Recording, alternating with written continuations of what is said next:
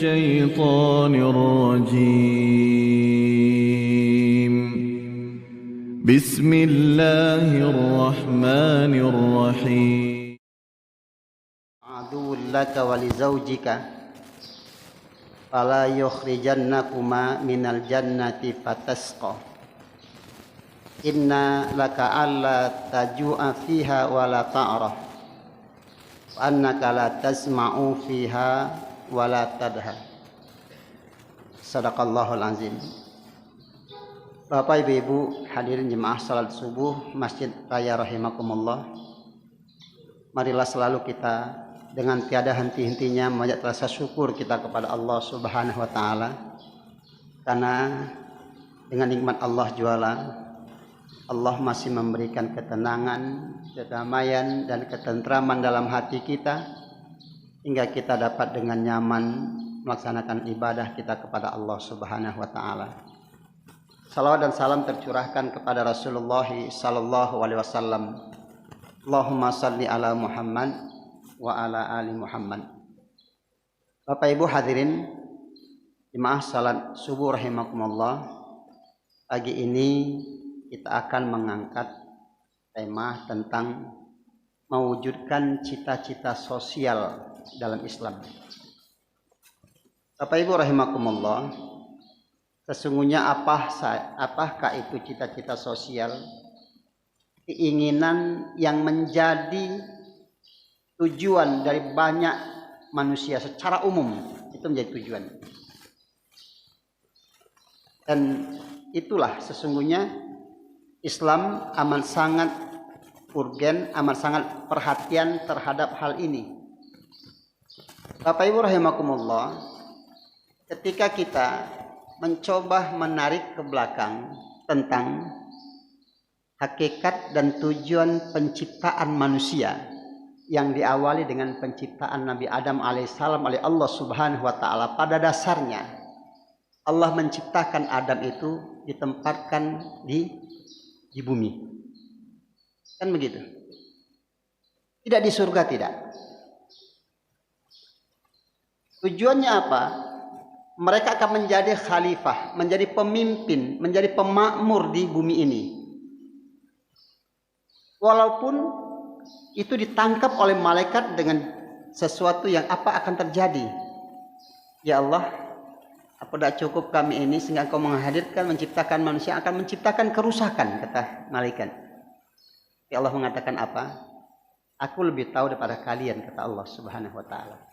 Intinya bahwa memang kita ini, manusia ini diciptakan oleh Allah Subhanahu wa taala untuk menjadi penghuni bumi ini. Menjadi penghuni bumi ini. Hanya saja Allah mencoba meletakkan untuk sementara waktu. Mana? Di surga Allah Subhanahu wa taala. Agar apa? Agar manusia itu merasakan bagaimana sesungguhnya kenikmatan, bagaimana sesungguhnya kedamaian yang ada di surga, yang itu yang harus bisa diwujudkan oleh manusia itu di bumi nantinya. Bagaimana kenikmatan surga, bagaimana keindahan, kenikmatan, kedamaian dan segala macam di surga itu. Dan itu akan menjadi gambaran oleh manusia yang nantinya akan diwujudkan dalam kehidupan di dunia itu. Ketika ingin merasakan kenikmatan sebagaimana surganya di surga Allah Subhanahu wa taala, maka bagaimana dia bisa menciptakan kedamaian dan kenikmatan itu di muka bumi itu nantinya. Jadi begitu. Dan pada waktunya nanti kita akan dikembalikan oleh Allah Subhanahu wa taala dengan kesungguhan yang kita lakukan di selama kehidupan kita di dunia ini. Akan Allah kembalikan kita ke surga Allah Subhanahu wa taala. Dan itu yang Allah katakan khalidina fiha, yang kekal, yang lama, yang abadi dan tidak pernah berakhir.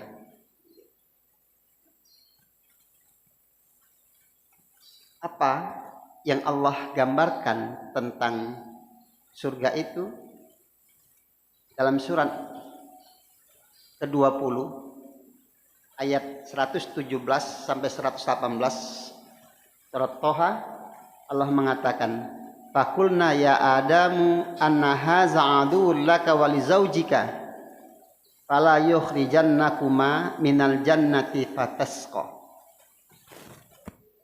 Allah berkata kepada Adam, hai Adam, sesungguhnya ini haza, siapa ini? Iblis. Kenapa? Aduwu adalah musuhmu dan musuh dari istrimu. Setelah sempurnakan Adam dengan menghadirkan pasangannya Hawa, maka Allah mengatakan bahwa ini iblis ini ya Adam adalah musuhmu dan musuh istrimu.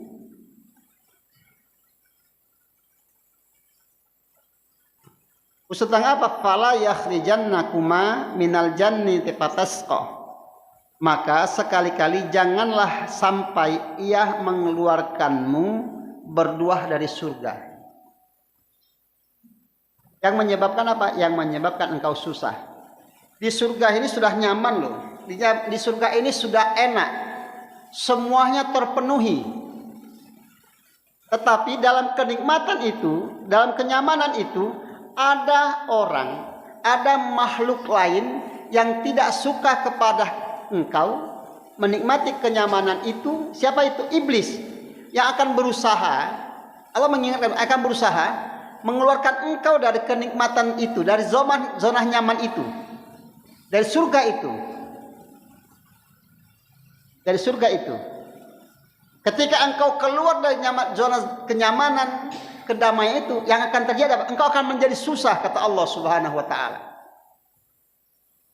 Engkau akan menjadi susah. Dan ini kan dalam kehidupan kita itu banyak, saya mikir. Berapa banyak orang yang susah melihat orang lain senang, dan berusaha sekuat tenaga agar bagaimana orang yang senang itu, orang yang tenang itu, yang damai itu, dia menjadi susah. Orangnya iblis, itu deh. Orangnya iblis itulah dia. Dan ini yang Allah ingatkan dengan Adam. Lalu apa itu? Allah lanjutkan dalam surat ke-118, innalaka alla tajua fiha wala ta'ra.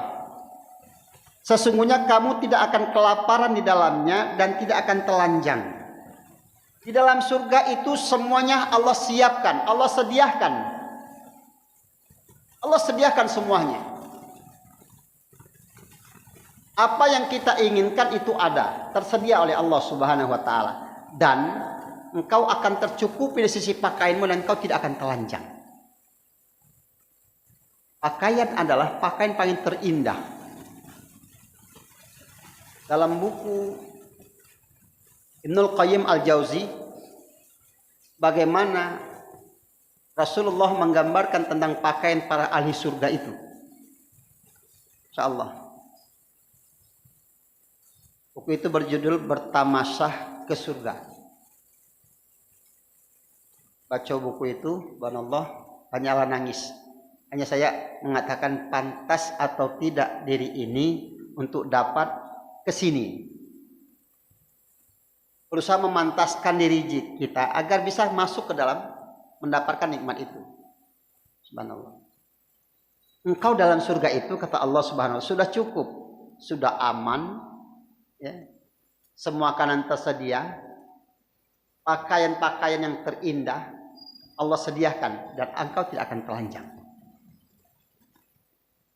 Lalu yang surat ke-19, 119 Allah mengatakan, wa annaka la tadma tasma'u fiha wala tadha. Dan sesungguhnya kamu tidak akan merasa dahaga dan tidak pula ditimpa panas matahari di dalamnya, kata Allah Subhanahu wa taala. Dalam surga itu ternaungi. Di sana tidak ada panas. Dan tidak panas maka tidak akan ada dahaga. Tempat yang begitu terjaga dan nyaman di dalamnya. Penghuninya merasa nyaman.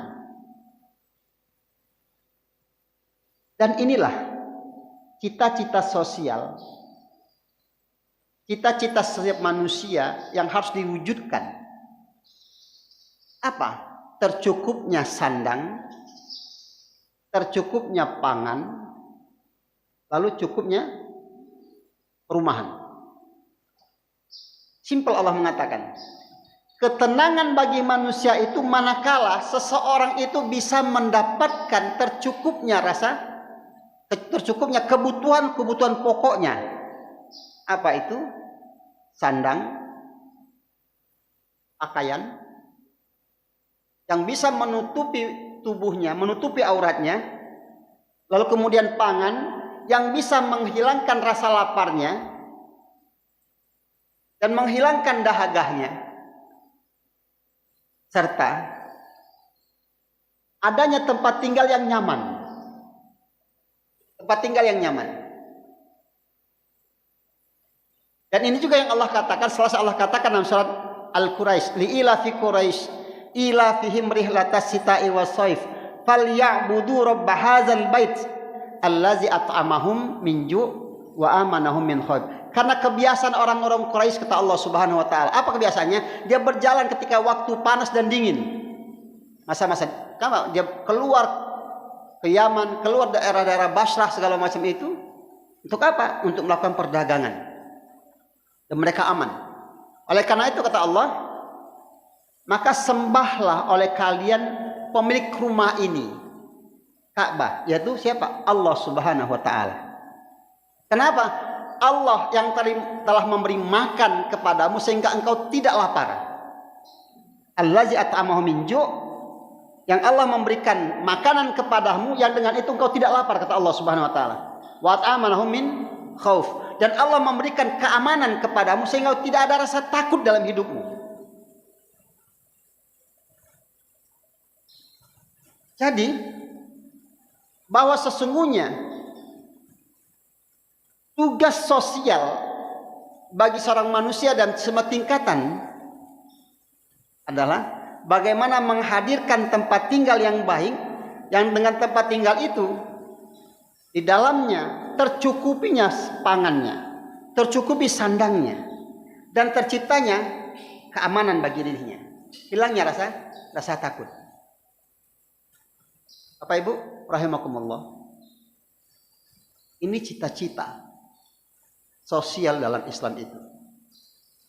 Allah gambarkan dalam Al-Quran. Hanya saja terkadang kita melupakan itu. Bahwa ada cita-cita yang besar dalam kehidupan ini yang harus diwujudkan oleh umat ini. Bagaimana bisa tercukupinya sandang, tercukupinya pangan dan perumahan. Yang belajar ekonomi masuk. Masuk. Maka menggambarkan betapa bahwa Islam itu menjadi sesuatu yang sesuai dengan fitrah manusia.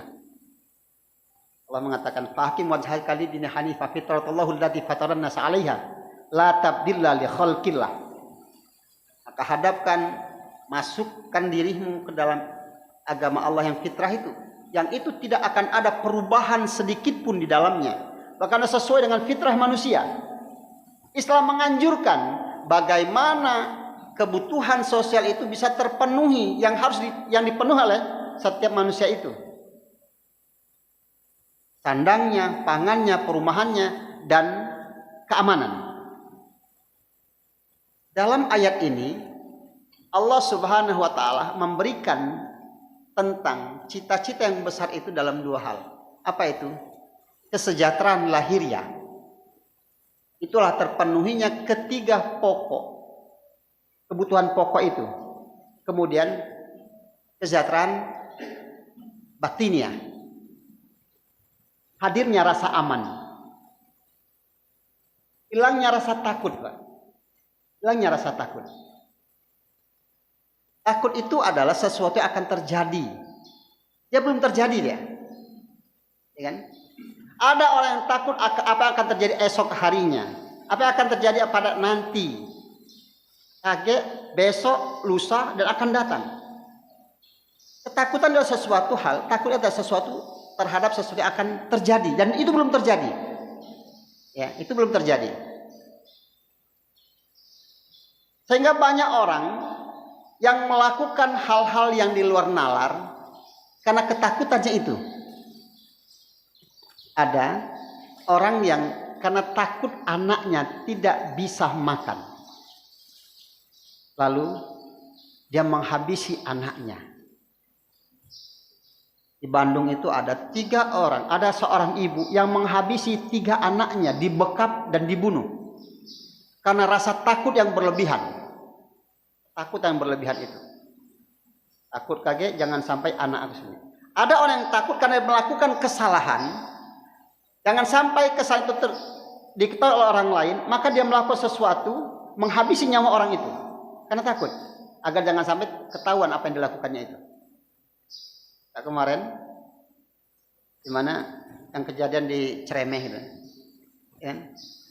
Padahal ibu itu tidak tahu dia. Dia dalam sholat. Uang itu masuk.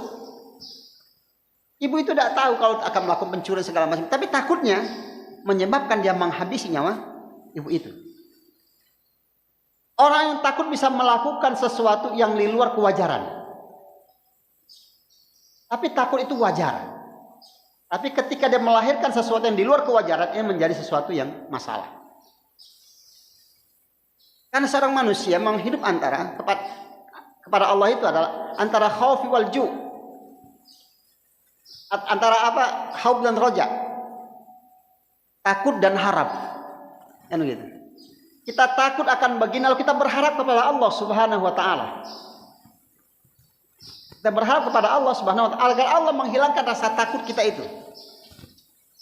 Lalu berusaha bagaimana kita keluar dari zona ketakutan itu.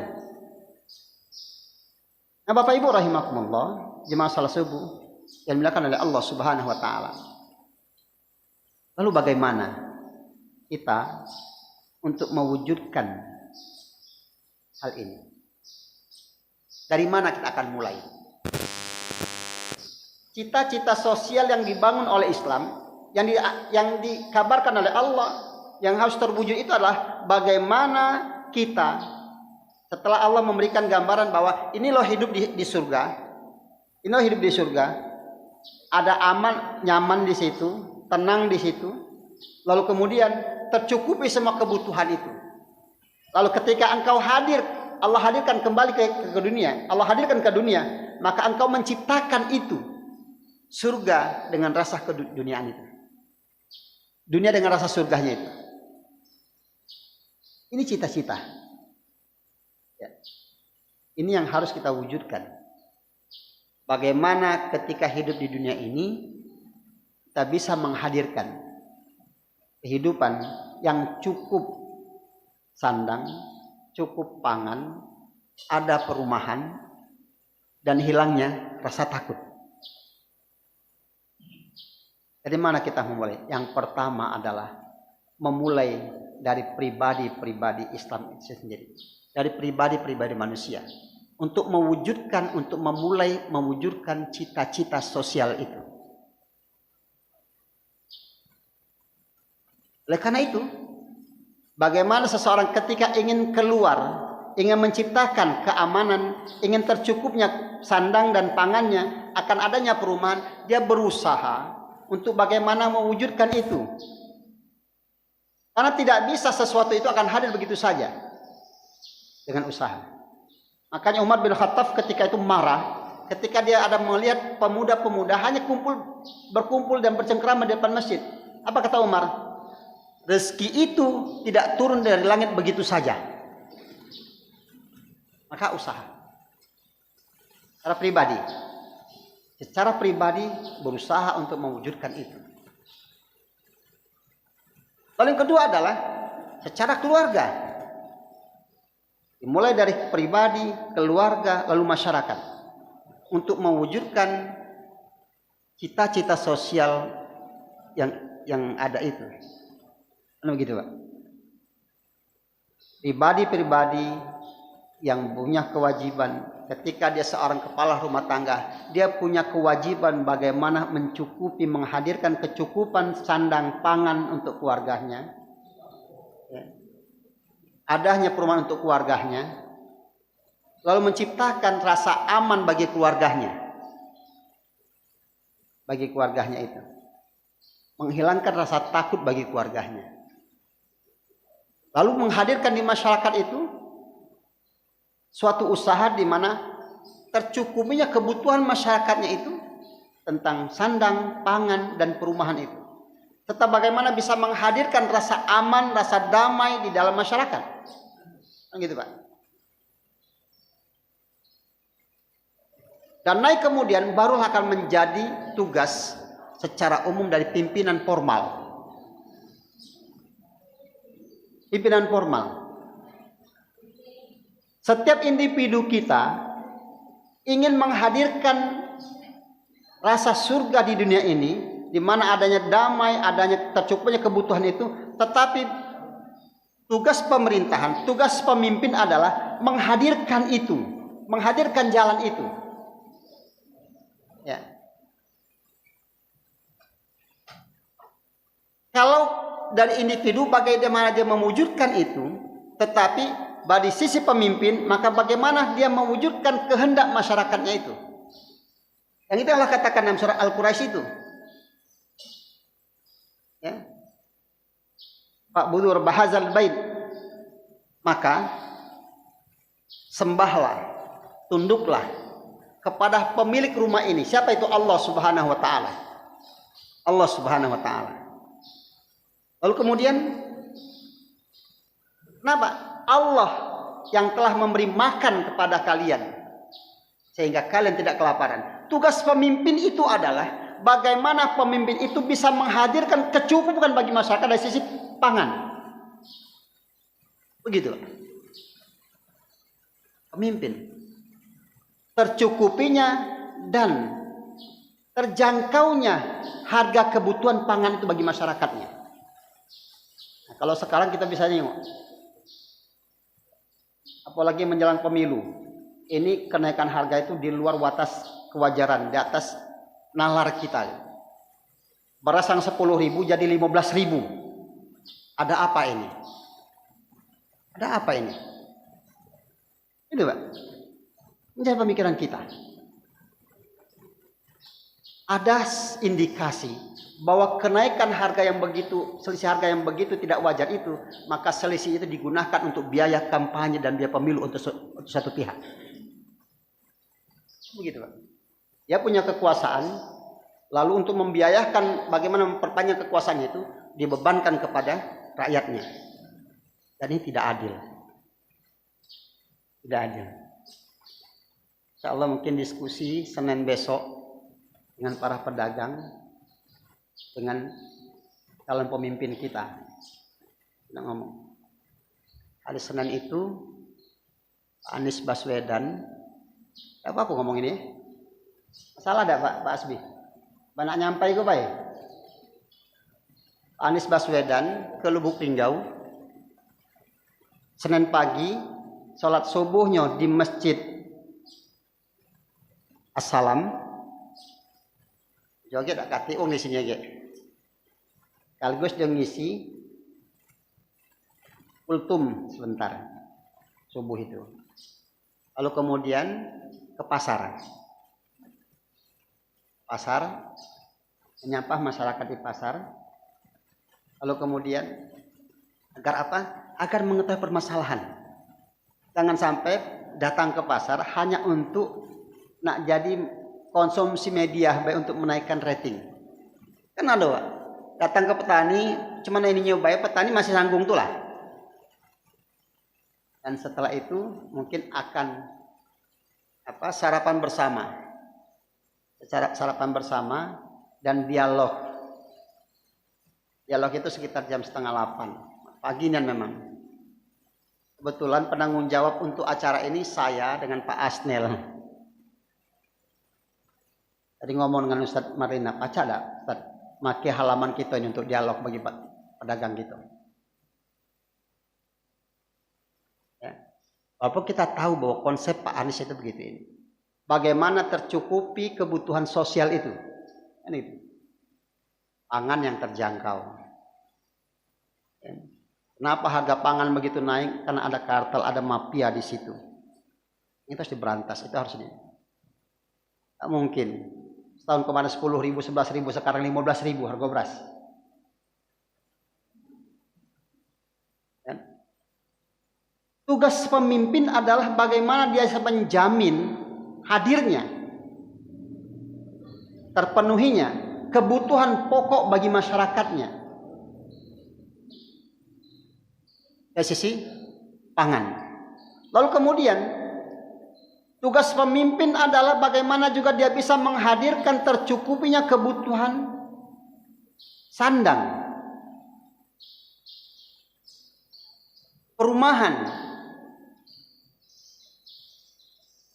Dan yang terakhir ada bagaimana tugas pemimpin itu menghadirkan rasa tenang, rasa aman bagi masyarakatnya, bagi rakyatnya.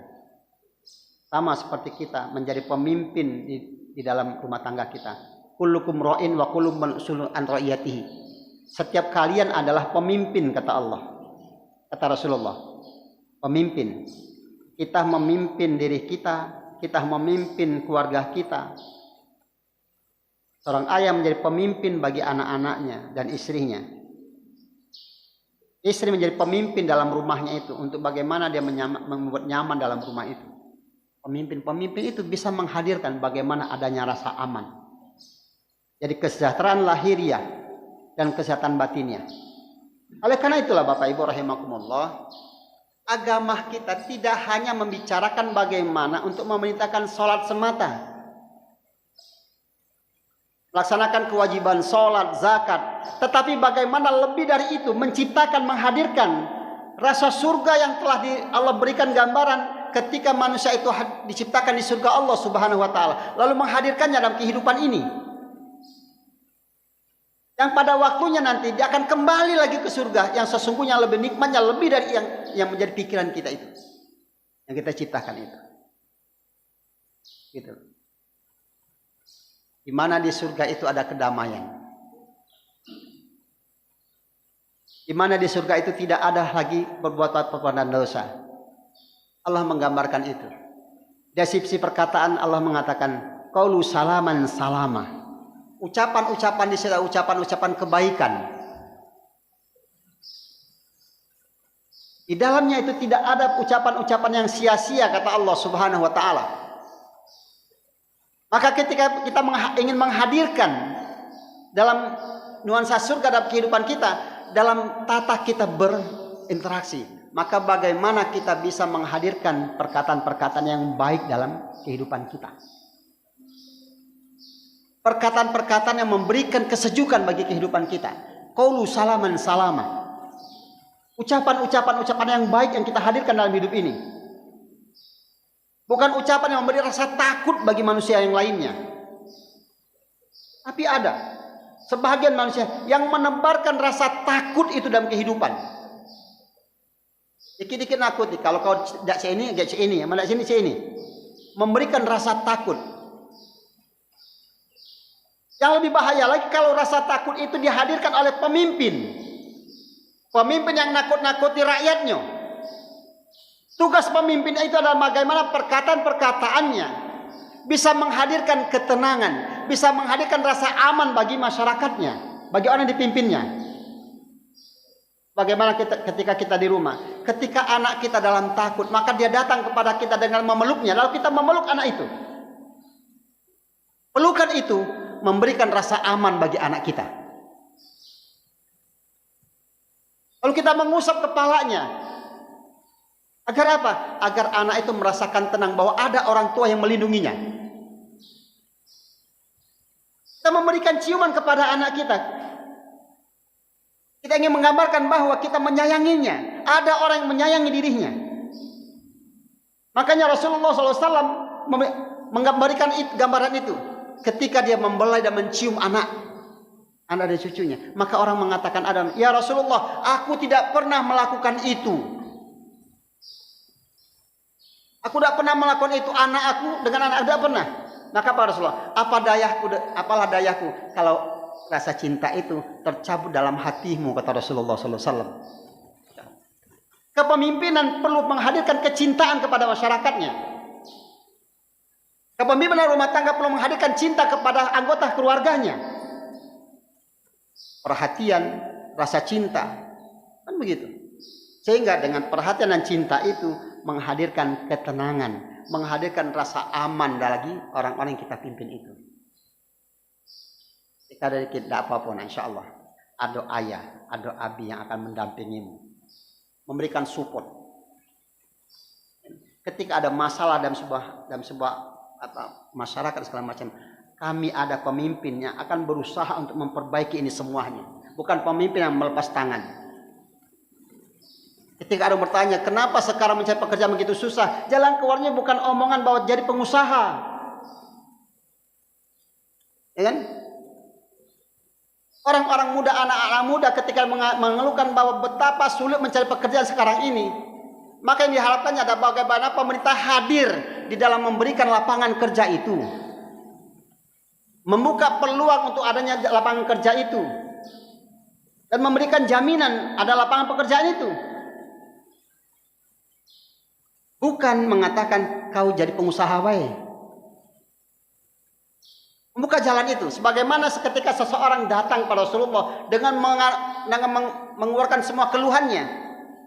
Apa yang dilakukan Rasulullah? Rasul memberikan kampak kepada orang itu agar dia bisa berusaha. Kau datang seminggu ke depan ke sini, kata Rasulullah. Maka dengan kampak itu dia pergi ke hutan dan mencari kayu-kayu dijual. Dan dengan itu mencukupi kebutuhan kehidupannya. Seminggu kemudian dia datang. Ya Rasulullah, semua kebutuhanku telah tercukupi. Ada jalan yang diberikan. Bukan omongan. Bukan hanya perkataan, tetapi jalan-jalan itu yang diberikan. Apa Ibu rahimakumullah? Oleh karenanya, bagaimana mewujudkan itu bukan hanya menjadi tanggung jawab pemimpin dalam sisi formal, tetapi juga menjadi tanggung jawab informal para dai, para juru dakwah. Maka dakwah tidak hanya bicara tentang bagaimana kewajiban-kewajiban manusia dari sisi ibadah semata.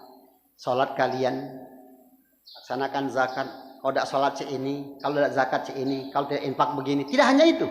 Tetapi bagaimana seseorang itu dia masuk ke dalam tataran-tataran mewujudkan cita-cita sosial yang begitu, yang menjadi gambaran oleh Allah Subhanahu wa taala dalam Al-Qur'an dan oleh Rasulullah dalam hadis-hadisnya. Apa Ibu rahimakumullah? Itu menjadi tanggung jawab kita.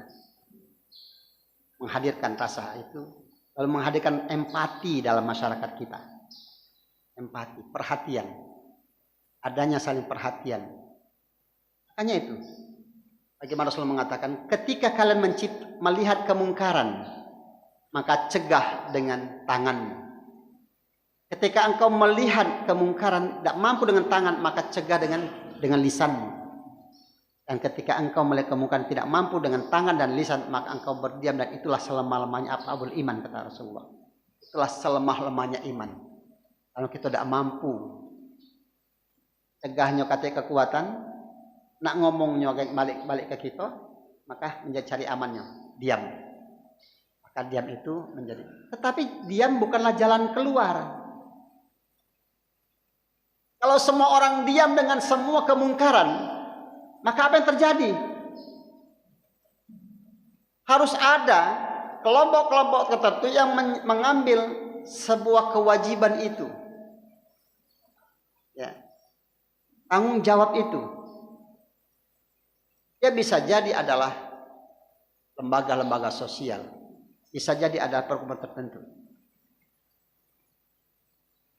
Dan dakwah juga bisa memberikan jalan-jalan di mana ketika ada orang mengatakan bagaimana sulitnya pekerjaan, maka memberikan gambaran usaha-usaha yang harus dilakukan. Dakwah juga bisa memberikan gambaran bagaimana tentang ketika orang ingin berusaha lalu ada hal-hal yang dia mengalami kesulitan sisi pendanaan, maka dia bisa dakwah juga bisa memberikan gambaran-gambaran itu karena Islam mengajarkan itu kepada kita.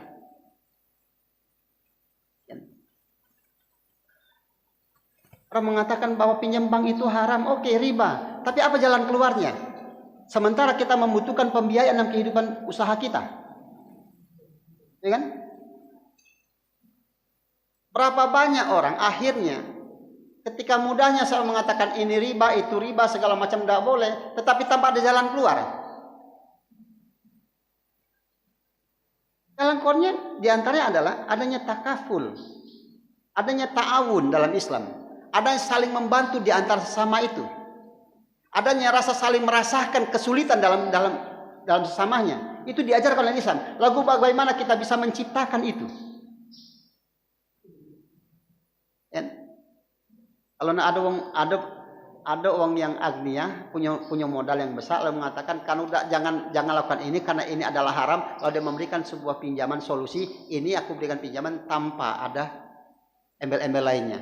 Bagus, itu yang diharapkan. Tapi ketika tidak mampu,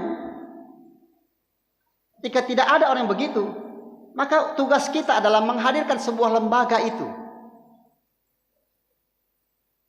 Menghadirkan sebuah lembaga itu. Lembaga permodalan. Kan begitu. Kecil-kecilan mungkin. Ketika masjid, maka masjid menghadirkan lembaga pembayaran yang kecil-kecilan saja.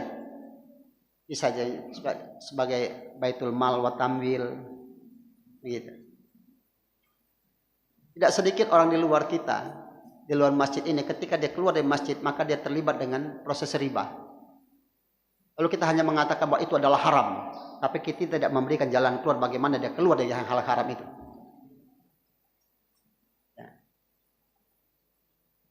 Lalu kemudian ketika dia menghadapi kesulitan dengan berbagai hal, lalu dia mengakhiri kehidupannya dengan cara yang tidak wajar.